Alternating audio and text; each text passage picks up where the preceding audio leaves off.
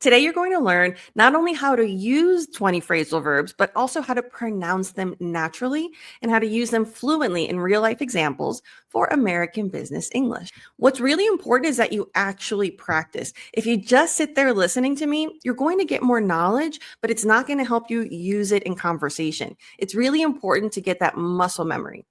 English is not just knowledge, it's muscle.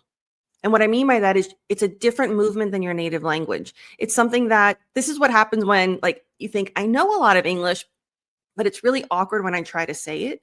It's because your mouth hasn't practiced. I like to always use the example of watching a workout video or watching a video about dance choreography. I can watch it a million times, but if I try to actually do it, it's going to feel awkward.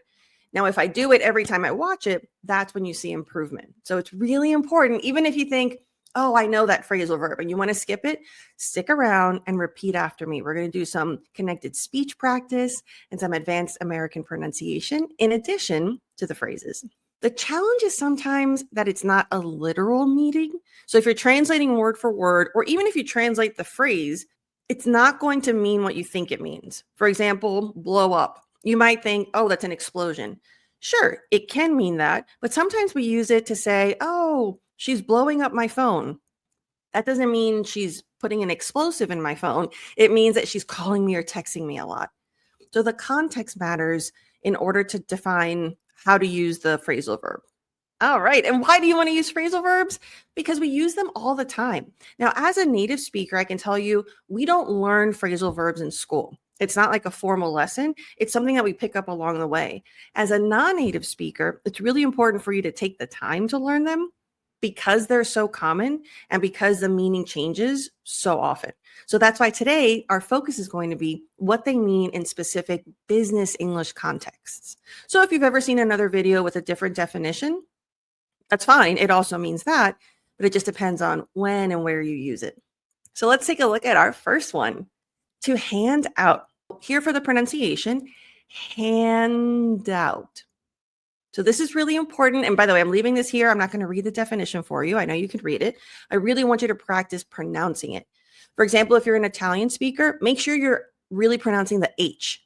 So don't say and out, hand out. If you're a Spanish speaker or you speak Arabic, don't do it too hard. I don't want it to sound it's not in your throat. The H in English is in your mouth. It's very breathy. Hand out, hand out. Something very important is notice that when I pronounce it for this individual pronunciation, you can really hear the T. And this is why I always recommend pronounce it in a sentence. Because of connected speech patterns, it does slightly alter the pronunciation, and especially in American English.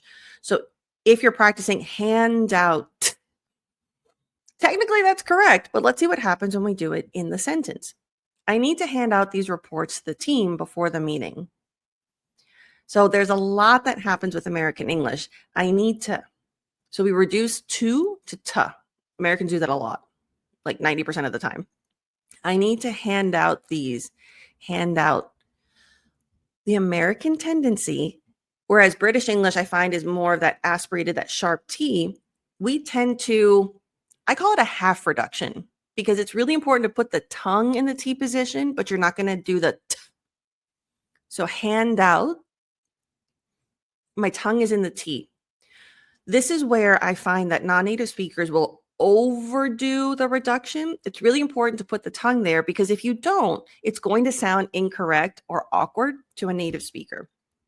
You may hear the difference, but if you don't, that's okay. Just trust the physical movements and placements that I'm telling you. This will help you with clarity. So it's a difference between hand out and hand out. So you can see the mouth change. And again, if you don't hear the difference, that's okay. That's why I'm here. So let's take a look here and try again. You really want to focus on the intonation. I need to hand out these reports to the team before the meeting. Good. And if you need more time, feel free to pause whenever I read the examples out loud. So that's the second time we do it. I always recommend read sentences 3 times. The third time, visualize. Otherwise, you're just going to practice reading in that robotic tone. So I want you to visualize talking to, let's say, your colleague. And they're like, oh, what are you doing with all those papers or whatever? You're like, oh, I need to hand out these reports to the team before the meeting. So there I emphasized before because I'm visualizing telling them when I'm going to do it. And you can practice emphasizing different parts of the sentence and see how that changes the meaning. The next phrasal verb, look into. Now this one for the pronunciation, again, when we study it and practice it individually, look into. However, notice what happens when I read the sentence. I'll look into that supplier's background before we place an order. So let's break it down. So notice that, again, the tendency you'll see is that Americans don't have that sharp sound when used. Here, if I just do look. However, because of connected speech patterns, and if you're in my pronunciation accelerator, you know I have master classes about that. It's going to link when you have a consonant sound followed by a vowel sound. So instead of look into, look in, look into. It's a subtle difference, but it makes a big change in how it sounds and also how fluid it sounds. This is why a lot of non-native speakers think that Americans speak really fast.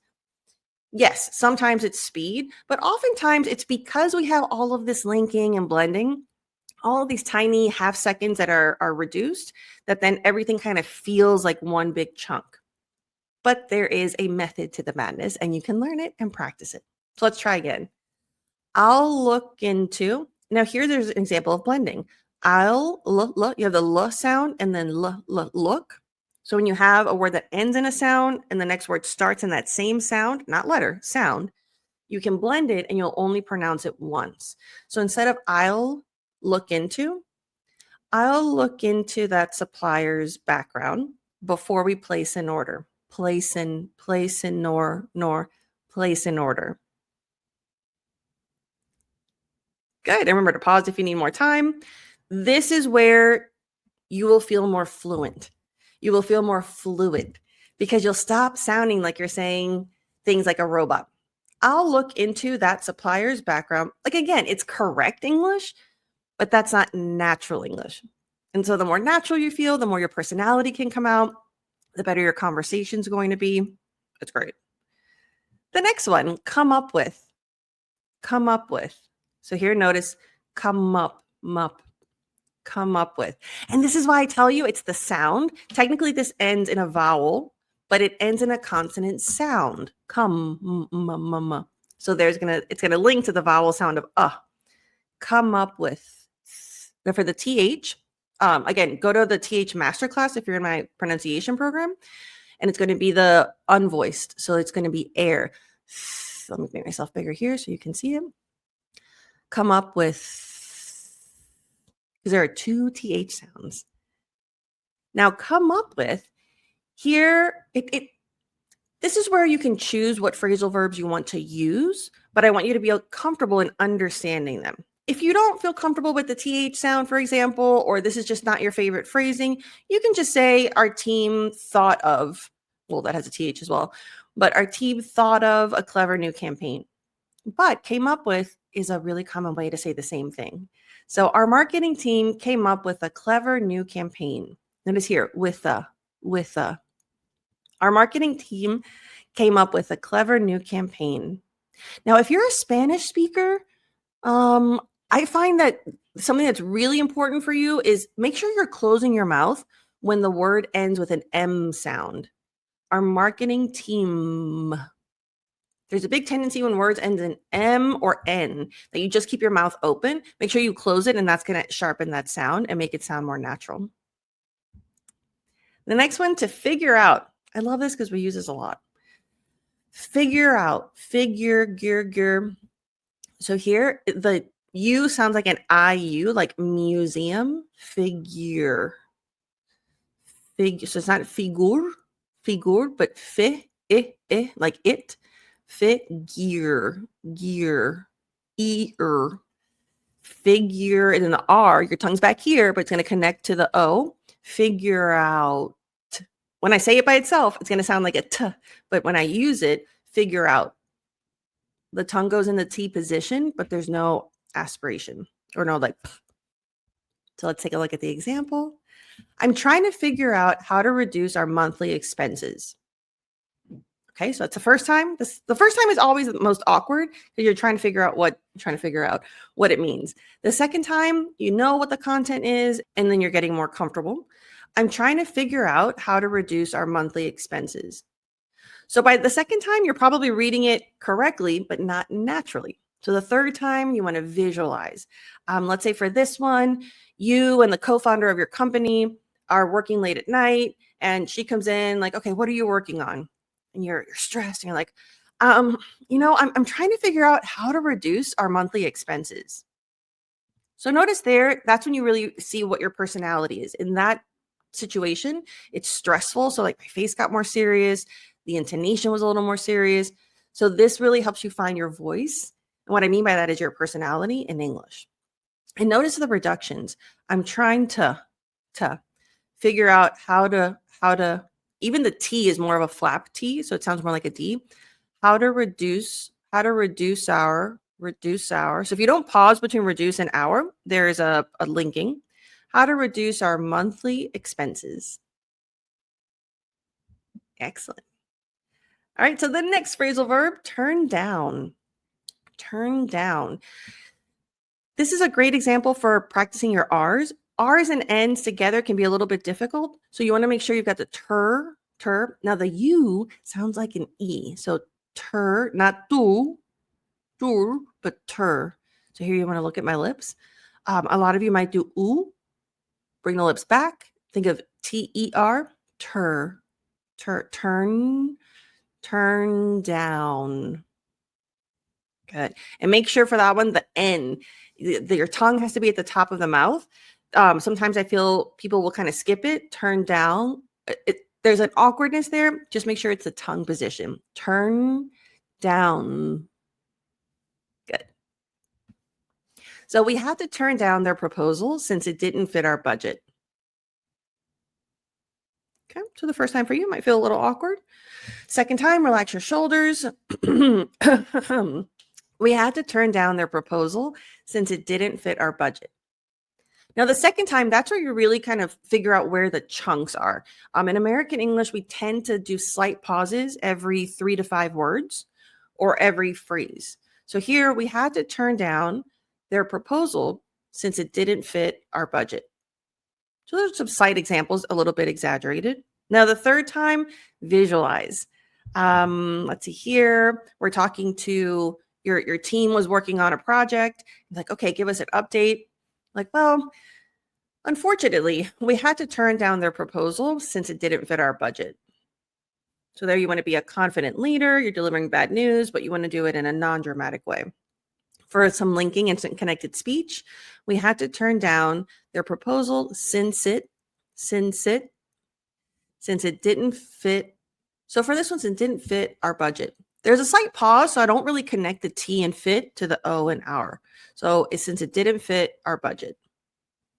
So this is where connected speech is not an exact science. It really depends on what you choose to emphasize and how your intonation impacts the pronunciation patterns. The next one, keep up with. Keep up with. Now here, if you do every word, keep up with. You got that plosive, the p. However, when you say it in real life, when you use it in the sentence, you're not going to have that p. But your lips do need to go in the P shape. Keep up with. So notice I have the P, but not the P. Now be careful. For example, if you speak Farsi and there are a couple of other languages where your P's might sound like B's, just make sure there's no bounce. B versus P. So not keebub, but keep up with. So subtle difference, and that's going to take a little bit of practice, but that's why we're here. And for the example, it's challenging to keep up with all the changes in our industry. Pause if you need more time. Remember, the first time you're getting familiar with it. The second time, relax your shoulders. It's challenging to keep up with all the changes in our industry. Okay, this is where I notice, okay, the way I'm pausing, even though changes and it's the end of consonant sound in the beginning with a vowel sound, I don't link it because of how I'm saying it. And the third time, visualize using it. So for this one, I'm talking to, let's say you're at lunch with a friend who's in a different industry and you're just kind of venting and not complaining, but venting about the challenges. You're like, well, you know what? It's really challenging to keep up with all the changes in our industry. So notice when I visualize, sometimes I change the words a little bit because when I'm visualizing, I'm using a conversational pattern. And there's certain ways that I like to say things. And this helps you kind of be flexible with your approach and practice and make it more about you. All right, the next one, show up. So this one for your mouth, show. The W is going to come out here. Show up. If you speak German, there are a few other languages where you might pronounce your W's like a V. But what's really important here, don't think about the letter, think about the lips. Show, kind of like BMW. Show water. So notice here, I'm just showing you different ways that you can reset your lips. Show up. Good. All right, the example, the first time, it's going to be awkward, lean into it. I hope all the attendees show up on time for the conference call. Okay, so there's not a lot of personality. I'm just kind of saying it. Second time, okay, I kind of see what it means. I hope all the attendees show up on time for the conference call. So there I'm realizing, okay, there's kind of 3 chunks in there. Cool. So now you're talking to your assistant and your assistant notices that you're kind of nervous. And they're like, oh, what's up? Like, what's going on? Why are you nervous? You're like, well, I don't know. I hope all the attendees show up on time for the conference call. Like I'm worried about the time. I'm worried about the schedule. I hope all the attendees show up on time. Now here, show up on, so we have more linking, not just show up, but then we have the P and the O, show up on time. Notice it's not pun. It's softer. There's no air. Show up on time for the conference call. I'm telling you, visualizing for the third time is the game changer between learning how to speak English correctly and practicing how to speak English naturally. And by the way, this is something that I do with all my clients, especially my one-on-one coaching.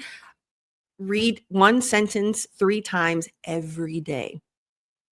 Now, the trick, this is to increase your fluency, to increase your confidence. It helps you find your voice. It helps you be more comfortable with intonation because delivery really matters, especially in leadership roles. Like how you say something in business in general is a difference between a diplomatic professional relationship and not closing a deal.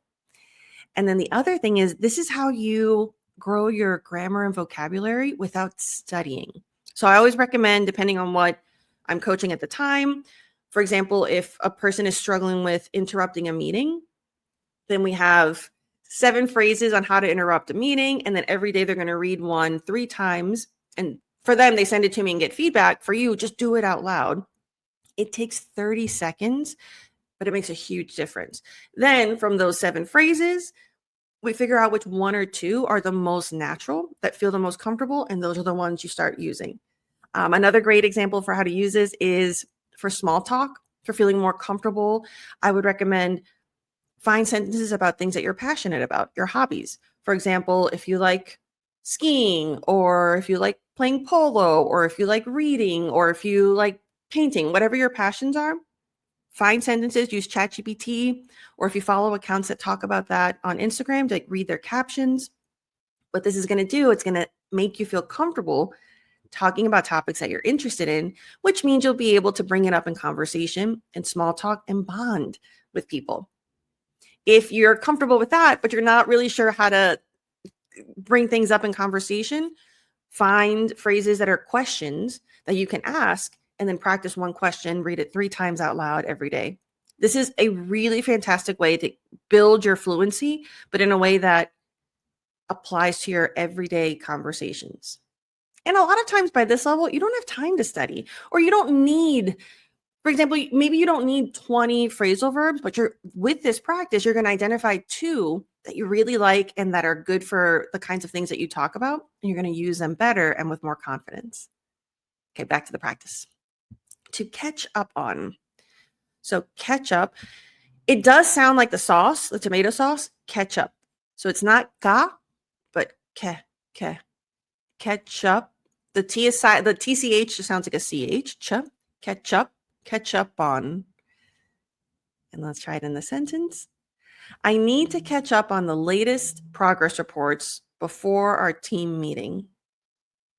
So here I'm trying to show you how it might sound awkward at first. You might slow down a little bit. You might kind of stumble through some words. That's okay. Here we're really getting that muscle practice, getting familiarized with it. Now the second time, a little more fluid. I need to catch up on the latest progress reports before our team meeting. Okay.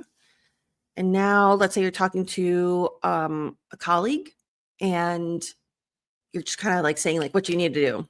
Oh, I need to catch up on the latest progress reports before our team meeting. So notice there I'm visualizing a little bit of nervous energy of like, oh, I just remembered. And for the intonation, I need to catch up on. So I started emphasizing on a little more because of the way I was saying it. So this is where if you struggle with what word do you emphasize, I recommend you can listen to examples, for example, using youglish.com. That's a great way to get examples of native speakers or of people using the phrases. But also play around with it. I need to catch up on the latest progress reports before our team meeting. I need to catch up on the latest progress reports. So there, and every change in emphasis kind of changes the implication of it as well.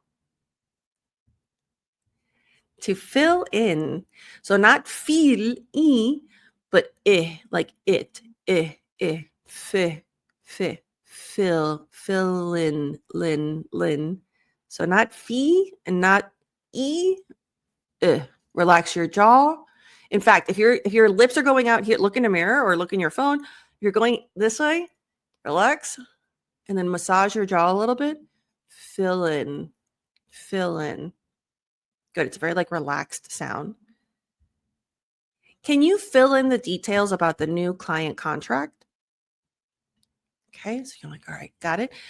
Can you fill in the details about the new client contract? Okay, now you're going to visualize. You're talking to, let's go with the assistant example again. You have your assistant, you're about to prep for a meeting with the client and you need to finish up this stuff. Like, hey, can you fill in the details about the new client contract, please? So notice that because I visualized, I like to be polite and add please. So this is where you want to be flexible and make it your own. The next phrasal verb, carry out. So this one, it's the same as before with ketchup. So it's not kadi, but ke, more like an E sound instead of an A. Carry out. Now here, technically it's a vowel sound with a vowel sound. There's a more advanced pronunciation thing that happens called a Y intrusion. There's a little bit of a yeah sound that links. So carry out. Notice I'm not saying carry out. You're going to hold the air, but keep the tongue in the right position. Our team carried out the market research project on schedule. Always a tough word there. Okay. Now here, if you don't like to say the word schedule because it's hard, and I'll make another video on how to pronounce that one, say on time. If there are words that kill your confidence, find other ways to say it. You're not in school. This isn't a test. Find things that make you confident and that allow you to communicate clearly. You're not going to get extra points for saying hard words. All right. So again, our team carried out. Now, because it's the past tense, the D does kind of go into the O. Our team carried out the market research project on schedule. And this is where you see when you practice just reading it, you're going to sound serious and robotic. That's why the third time you need to visualize. Okay, so here, let's say you're the team lead and you're reporting to the CEO. Like, all right, what did you do? Well, our team carried out the market research project on schedule. So you're going to be proud. You're like, this is a good update. It's always good when you give good updates. Let's try again. But if schedule's hard, which I know it is for most non-native speakers, let's do time, on time, same meaning. Okay, what's your team been doing? Well, our team carried out the market research project on time. So again, there's a little bit more of a positive energy, a smile. I wouldn't have that if I didn't visualize giving good news to the CEO. So this is where it's really, again, you're going to hear me say this a million times, visualize. It is the difference between robotic correct English and English that is you. So I want you to not just speak English. I just want you to speak. And so that's where this kind of training helps you. All right. So for this one, get along with. Getta. So it's a flap T, which means it's going to sound a little bit like a D. Get along. Now for the G sound, make sure, I find like Italian again, I'm trying to think, a couple of other languages will add a vowel sound. Get along. The trick is the G is going to stop in your throat. Get along. You should be able to feel the closure here. Get along. Get along. So not along. Just stop it here. Get along with. Good. Let's practice a sentence. I get along with all my team members very well. Okay, robot. Cool. Now we're going to get a little more familiar with it. I get along with all my team members very well. Okay. So it's better. The intonation, I'm playing around with it. And now this is a good thing. So let's say your spouse is asking you like, oh, how's the new team? Oh, I get along with all my team members very well. So there, I'm talking to my spouse. I'm giving like some good news. I'm a little bit, you can practice being smiley. Like, this is great. Like, oh yeah, I get along with everyone. So here, maybe you wouldn't say all my team members very well. I personally, I'd probably say I get along with everyone. That's more natural for me. So, but you can't get there until you practice this. It's like you get to know the rules so you can break them. Let's see what's next. To run into. I love this one. I love this because depending on how often you use it or hear it or your level of English, it can feel awkward because you might translate this literally. Like you run into someone. But we use this, and it can mean that, but we use this very casually, especially in conversational and business English. So to run into just means you met someone in an unplanned way. All right. So run in. You got the American R, bring the tongue back. Again, I have an R masterclass in the pronunciation course. I'll put a link in the notes. Run into. Got the connected speech. I ran into an old colleague at the industry conference. Okay. So here, now let's individualize a little bit. Maybe instead of industry, kind of put something generic there. You can say, let's say Salesforce, if you're working for that. I ran into an old colleague at the Salesforce conference. Okay, so there, no energy, no personality. Now, think about you. Let's pretend it's an old colleague that you like. So it's going to be a positive thing. You can relax your face or smile a bit. And somebody asks you, let's say your fellow executives are like, oh, how was the conference? Oh, it was great. Actually, I ran into an old colleague at the Salesforce conference. Or in this case, just like at the conference, depending on what you're visualizing. So notice how light it is. Like, oh yeah, actually, and then I say actually because I'm responding. I ran into an old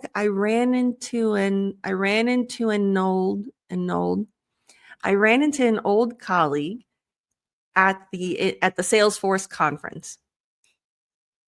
Got it. Remember, pause and practice as much as you need to. Go over. So just like we had a Y intrusion in another word that ended with a Y, here we have, even though you don't see it, there's a W intrusion. This is more high level stuff, but if you're familiar with that, you know what that means. And if not, I'll show you.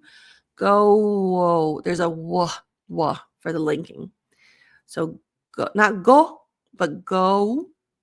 So there's an O, like no. It's a difference between, like if you say no, it's going to sound accented. Whereas if you say no, it sounds more American. So these are things that if you're interested in refining the accent, that's an example. Go over. Not there. Over. Over. Small mouth. Good. Let's go over the proposal again before we send it. Okay. Robotic. Relax your shoulders.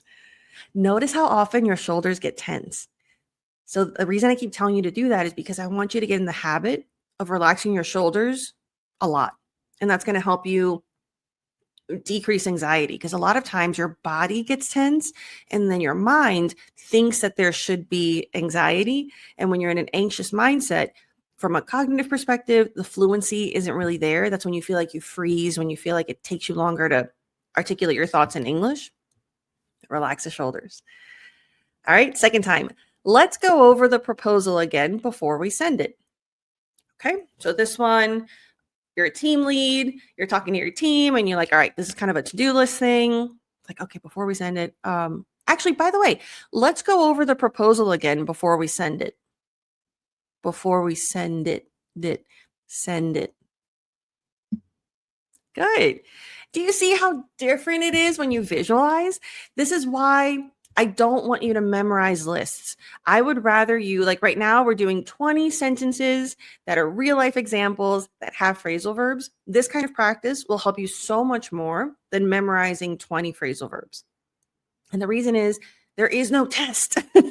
And I have to remind you of this because so many of my clients, and I'm sure a lot of you, are type A personalities. You're used to being successful. You're used to working hard. You're used to working until you get things right. It's a little bit harder to let go of that.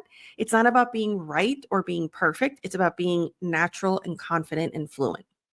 Fluency is the opposite of perfection. And that's really hard at this level and for this particular audience of high achievers. So I want to keep reminding you, more is just more. Doing few that are natural and that are just authentic to your personality and communication style is a much better use of your time. All right. Break down. Now notice if I do it individually, break down. But then when I use it in a sentence, it's less of a k, k. You're going to still close your throat for the K, break, but instead of break, and be careful, again, same thing with Italian speakers and any language that has a tendency of adding a vowel sound, break down, break down. So these are small moments of improvement. And just for the record, those don't cause, there are certain mispronunciations that cause confusion. Those we want to fix. This kind of tip that I'm giving you, it's a mispronunciation. It doesn't cause confusion. However, if you're interested in refining the accent, refining the pronunciation, it's an important thing to note. Because I don't believe in accent shame. It's always about clarity. But I also think it's fun to refine your pronunciation. All right, so our computer system broke down during the presentation, delaying the meeting. Okay, and notice that when I read it, it sounds like an audiobook. It doesn't sound like a conversation. So this is why we do it 3 times. Our computer system broke down during the presentation, delaying the meeting. Okay, relax your shoulders. Let's pretend you're going to talk to IT. And you're like, we have a problem. So now you're panicked. Like, our computer system broke down during the presentation and it delayed the meeting. So there, because I'm feeling that just anger and frustration, and I also change the structure of the sentence. That's okay. Again, you're finding your voice. And here, so instead of, because it's the past tense, bro, so not bra, bro. So like an OU, broke down.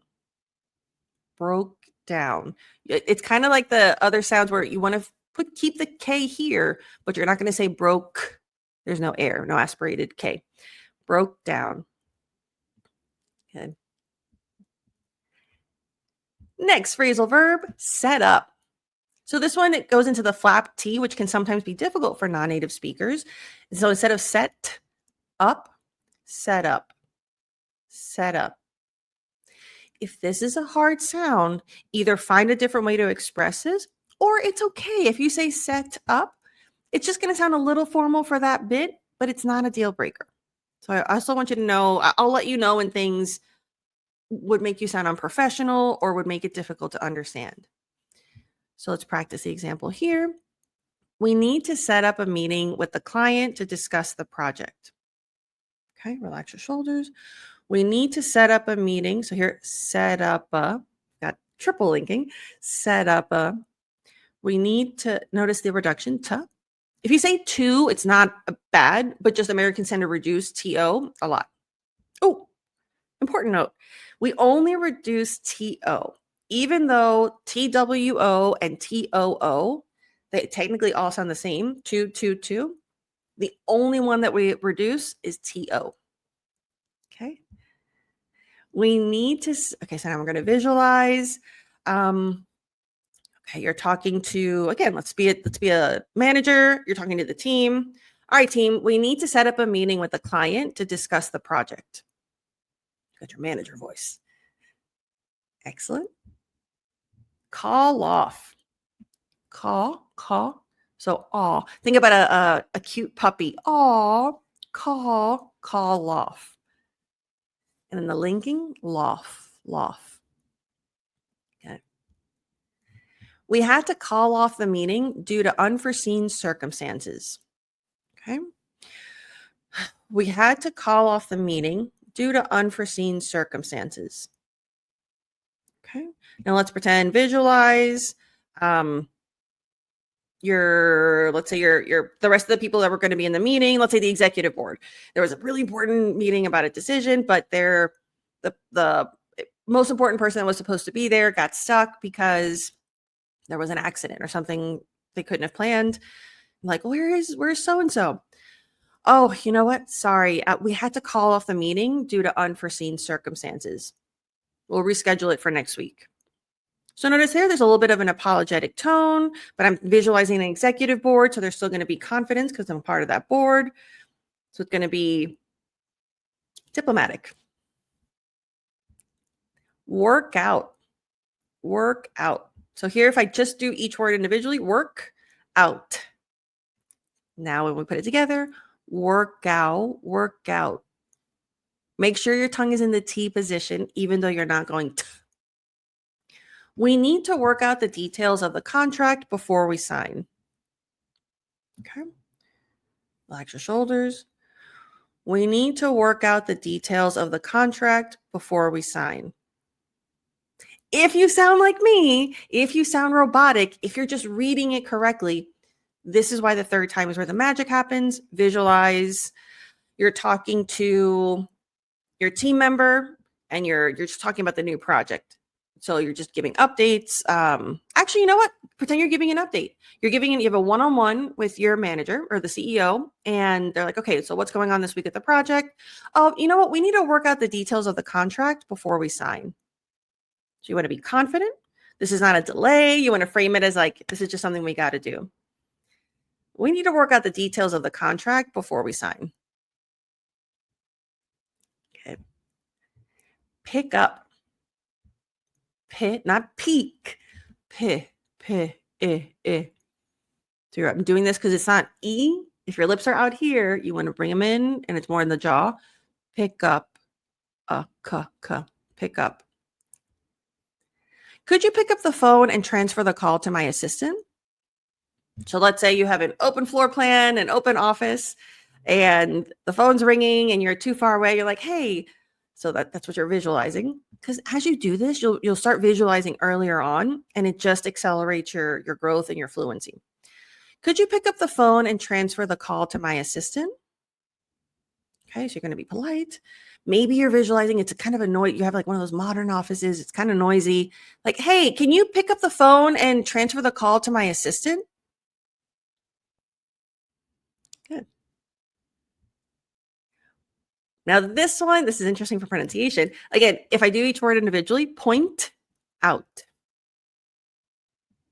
But when you do the natural pronunciation, point out.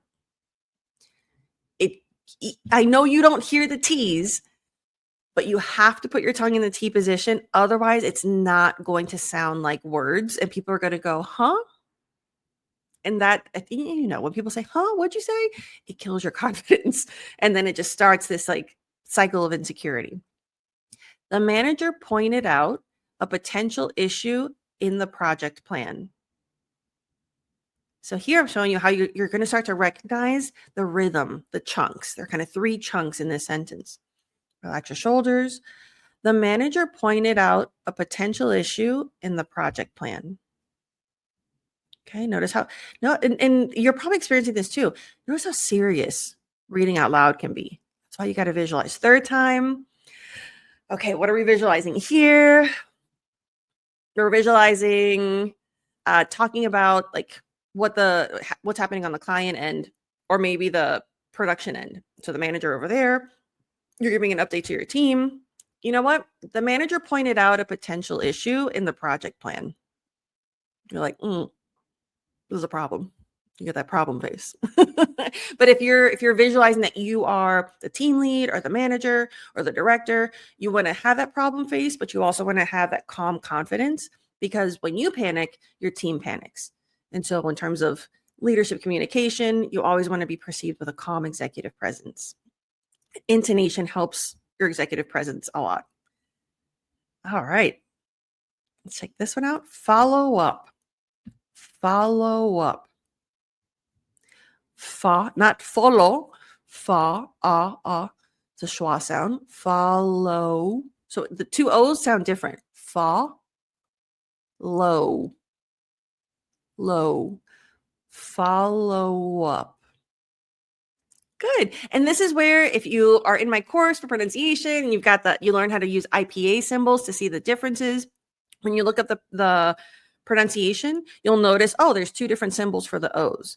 If you know what those symbols mean, you can identify them in practice. If you don't, at least you know there's some difference, and that's why it sounds kind of off to you. So follow up. I'll follow up with you next week to discuss the next steps. See? So now you know if you've always practiced just reading out loud, that's why you always sound robotic. Got to take it to the next level. Second time, relax your shoulders. I'll follow up with you next week to discuss the next steps. Okay, and then visualize. You are meeting with a bunch of other team leads, and we're all doing this like collective project. And then it's the end of the meeting, and you're giving the presentation. So you're like, okay, I'll follow up with you next week to discuss the next steps. So you're talking to like one person. Notice there, it's energetic, and you're like, yeah, this is what we're going to do. It's very confident. And that brings us to the end of today's phrasal verb lessons. If you are interested in my pronunciation program where I do a lot of this connected speech, it's more advanced. So if you're intermediate to advanced or fluent, this is a really great option for you. If you're interested in one-on-one leadership coaching, I also have a great group program for my Leadership Communication Accelerator. My passion and my specialty is to help you as a professional who's a non-native speaker feel, look, and sound confident in English because I believe you deserve it. And I believe your English is good enough. You just need to break through the mindset and the fluency blocks so that you can be your best self at work.